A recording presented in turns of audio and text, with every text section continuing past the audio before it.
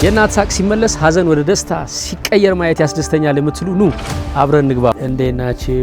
እግዚአብሔር ይመስገን። ሰላም ናችሁ? ማን ነው ስሙ? ምትኩ። ምትኩዬ ስንት አመቱ ነው? ገና ዛሬ 7 አመቱ ነው። ዛሬ ነው ልደቱ። እንግዲህ ምትኩ ዛሬ ልደቱ ነው። እናንተ ገንዘብ እስከምታስገቡ ታሪኳን እናዳምጥ። ማን ነው ስምሽ? ስሜ አስካለች ገብሬ ይባላል። እና ይሄን የምታዩት የሚያምር ልጅ ነው፣ ግን አይሄድ አይራመድ ፈጣሪ የሰጠኝ ስጦታ ነው። ምንም በቃ እኔ ያዝኩት ነው እንጂ በምንም ነገር እንቅስቃሴ የለውም። እና ባለቤቴ 1 አመት ከ3 ወር ያለው ኦፕሬተር ነበረ፣ በአደጋ ነው የሞተብኝ። እና ይሄ የሚያምር ልጄ እኔ ያለ አባትና ጤነኛ አይደለም፣ ስራ የለኝም። በጡረታ 3640 ምናምን ብር ነው የምተዳደረው በባልሽ ጡረታ? አዎ። እና ደግሞ ልጄ ተማሪ ናት፣ 9ኛ ክፍል ናት። ምኖርበት ቤት ይሄ ነው።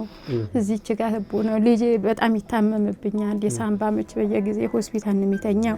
በቃ ልጄ ስትመጣልኝ እንደዚህ ሰው ቤት ልብስ የሚታጠብ ካለ ልብስ አጥባለሁኝ፣ በርበሬ የሚደለስ ካለ በርበሬ ነው የምደለዘው። እና ልጄ ማዘል ራሱ አልችልም፣ እዚህ መውጣት አልችልም። ይሄ እግሩ እንትን ስለሚልብኝ ቀጣቅፌ እንደ እስረኛ ነው ያለውኝ። ይሄ ኪራይ ቤት ነው? ኪራይ ቤት ነው። እና ልጄ ዳይፐር ነው የሚጠቀመው። የበላሁትን አይበላም። ከሱ ጋር የሆነ ነገር አላብላው ብዬ ቁጭ ካልኩኝ ከ2 ሰዓት በላይ ቁጭ ላለውኝ። እና በቃ እኔ በህክምና ፊዚዮቴራፒ የሚረዳኝ ካለ የሆነ መላ ማገኝበት። እሸትዬ እዛ ጋር የምታያቸው መድኃኒቶች ከአቅሜ በላይ የሆኑ መድኃኒቶች ናቸው። እኔ ያንቀጠቅጠዋል ማለት ነው። ሲያንቀጠቅጠው ቀላል ማንቀጥቀጥ እንዳይመል እንደዚህ አቅፌ ቁጭ እንደምል አይደለም። የኔ ሰውነት ሁሉ እንዲህ ነው የሚንቀጠቀጠው ማለት ነው። እና መድኃኒቱን አንዷን ብልቃት 5000 ብር ነው በግል ማለት ነው። ሳይኖረኝ ተዋለሁ። ከአቅሜ በላይ ነው ሁሉ ነገር። እሸትዬ ልጅ መውለድ ተፈጥሯዊ ጸጋ ነው። ሲወልዱ ግን ላይፋቸው ተቀየረ። እነሱ ከነሱ ቁጥጥር ውጭ በሆነ እነሱ እንዲህ ነው ብለው ምክንያቱም በማይገልጹት ሁኔታ እንዲህ አይነት የማይንቀሳቀስ ልጅ የተሰጣቸው በጣም ብዙ እናቶች አሉ።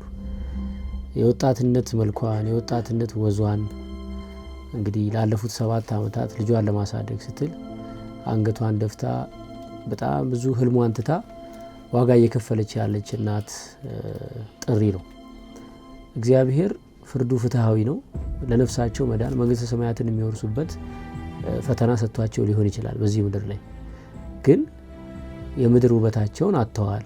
የምድር ጥንካሬያቸውን፣ ነፃነታቸውን፣ ኮንፊደንሳቸውን፣ ወጥቶ መግባታቸውን፣ ያማራቸውን መልበስ፣ የጣፈጠ መጉረስ፣ የፈለጉት ቦታ መሄድ የሚባለውን ነገር አጥተውታል።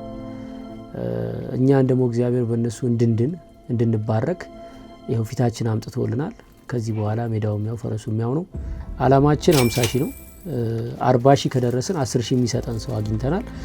እስካሁን ድረስ የገባው ገንዘብ 11 ሺህ ብር ገብቷል። በጣም ነው የምናመሰግነው። እግዚአብሔር ያክብርልን። ምስጋናው 200 አስገብቻለሁ ብሏል። መመረቅ ነው እንግዲህ ካንቺ የሚጠበቀው። ጌታሁን በሚል ስም 600 ብር ያስገባው ወንድማችን አለ። ሶሊ ሜንስ ቢኒያም 2000 ብር አስገብተዋል።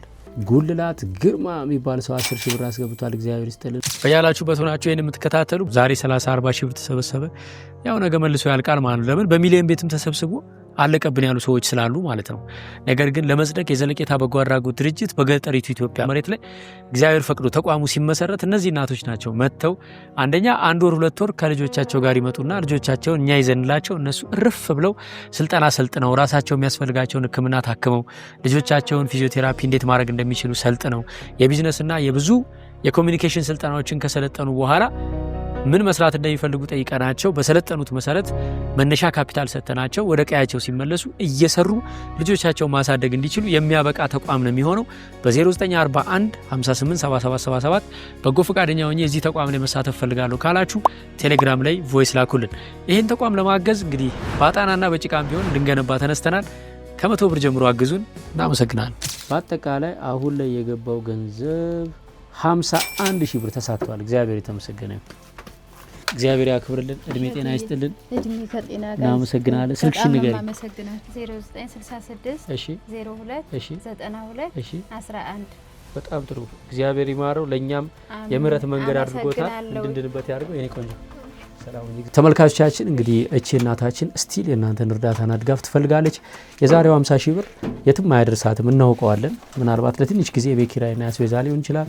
ነገር ግን ችግሩ ቋሚ ነው። የሕክምና መፍትሄ ያስፈልጋል። ሁሉንም በፈቀደላችሁ መጠን ትድኑበት፣ ተሳተፉ ዘንድ ጋብዛችኋለሁ። ስልኳ ይኸውላችሁ። እወዳችኋለሁ።